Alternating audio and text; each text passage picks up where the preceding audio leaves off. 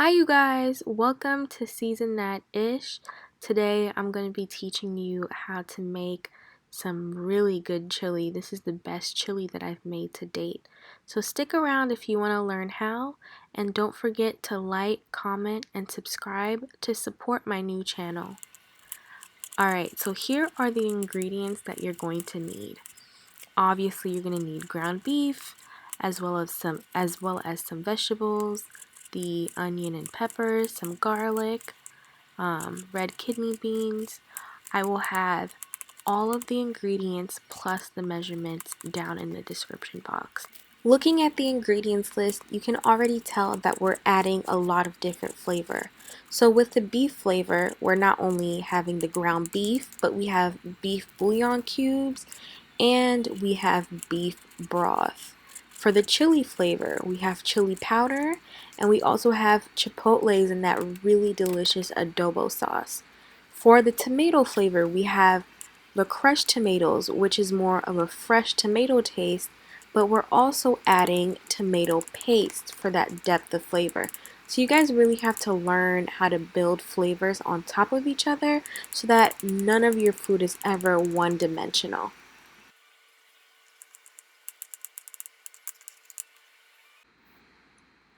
Okay, so I have my pot on here on about medium-high heat. Okay, I added a little bit of olive oil, which was totally unnecessary because I wanted to start cooking the peppers and onions first, but then I decided that it would be a better idea to cook the ground beef first. Now this didn't really affect my final product very much because the ground beef that I had was pretty lean, so a little bit of olive oil didn't really add too much fat, especially the amount that I put. It didn't really add too much unnecessary fat to the dish. I believe this was like a 90 to 92% lean ground beef. Typically when you're making chili, I would highly suggest that you get the 80-20 because you do want a little bit of fat, obviously not too much. If you find that your beef has, once it's cooked, has too much fat in it, you want to drain some of that out. Fortunately, I didn't really have much of that, so I just let it cook through before I went in and added my other ingredients. Using ground beef is really up to you. You could really switch it up and elevate this dish by using chuck roast, beef chuck. You can use brisket. I've also seen people make steak chili. So the kind of beef that you use is really up to you. I would just say try to find something that's organic and grass-fed. Other than that, working with ground beef is just fine for me. But if you want a chili that's even more chunky and has like big chunks of beef in it, try out chuck roast. If you're feeling a little bougie, use some steak.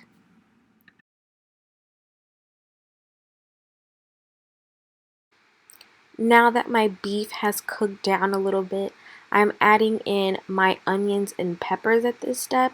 As you can tell, I didn't really dice the peppers and onions too fine, just because once the meat and the vegetables are cooked down from the 2 hours that we're going to be cooking this for, I still like to have some texture from the onions and peppers. So I leave them slightly bigger. If you don't enjoy that, you can make them smaller. Like I keep saying, there's a lot of little adjustments that you can make here and there to really make it your own. Now you're going to see me add 4 little bouillon cubes. I'm adding 4 because for some reason the ones that I bought in the store this time were these little tiny mini ones, but if you have the regular size bouillon cubes, I would really only add 1 or 2 just because you don't want your chili to be too salty, because remember we're going to be adding different layers of flavor later on, so you don't want to do too much at the beginning and then make it too salty to handle by the end. So the next thing that I'm going to be doing is adding in a cup of beef broth. Now this beef broth is going to add another, like I keep saying, another layer of flavor. Sometimes I used to use just the 28-ounce can of crushed tomatoes as the liquid in the recipe, but I find that taking the extra step and using that beef broth really makes a difference. So I'm gonna let that simmer for a little while, let the onions, peppers soften up a little bit, let the garlic infuse into that mixture, and then I'm going to add in 28 ounces of crushed tomatoes. I forgot to put it to film this part in the clip, but I also added a tablespoon and a half of tomato paste. Now, the crushed tomatoes have a really fresh tomato flavor, but the tomato paste itself, it has a lot more deeper, more developed flavors of that concentrated tomato. Then I go ahead and add in 2 tablespoons of chili powder, and obviously you cannot have your chili without the chili powder. I'm going to mix it around a little bit, totally unnecessary, before I go ahead and add in my other ingredients.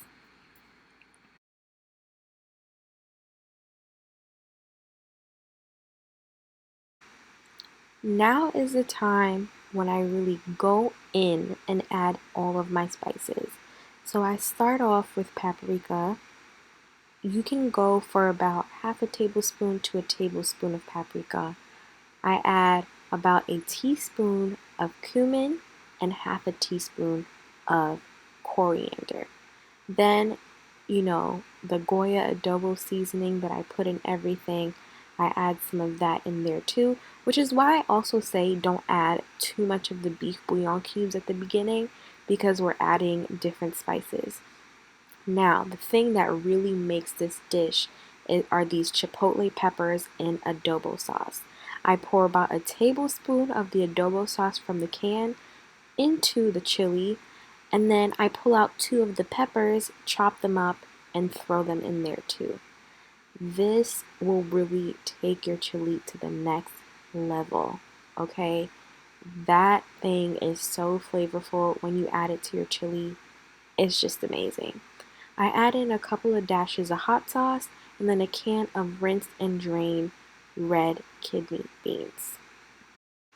One of my favorite things about chili is that it's so perfect if you're a lazy cook. Really, the only work we had to do was chop up the onions, peppers, and garlic. Other than that, it's really a matter of throwing stuff into the pot, right? Like, you really don't have to do much else other than build the flavors together in the pot, and that only takes what, like 20 minutes. Final ingredient, very important, I add a tablespoon of brown sugar. Now, your chili is not going to taste sweet, but it's going to add another, like I keep saying, layer of flavor to it. Now, this is what the chili looks like after letting it simmer on low heat for about 2.5 hours. I like my chili thick like this. If you don't, then you can let it simmer for a shorter period of time. All done. Now, this is what our baby looks like, all dressed up. I added some shredded Mexican cheese on top, some sliced jalapenos, a dollop of sour cream, some scallions, and a side of lime. When you squeeze that lime juice on top, oh my gosh, it is so good. Now, this is a well balanced plate. It's spicy, it's salty, a dash of sweet from the brown sugar.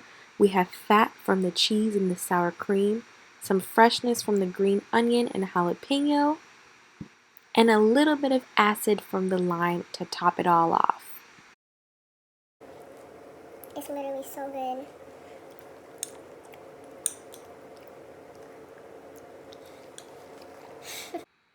Thank you all so much for watching.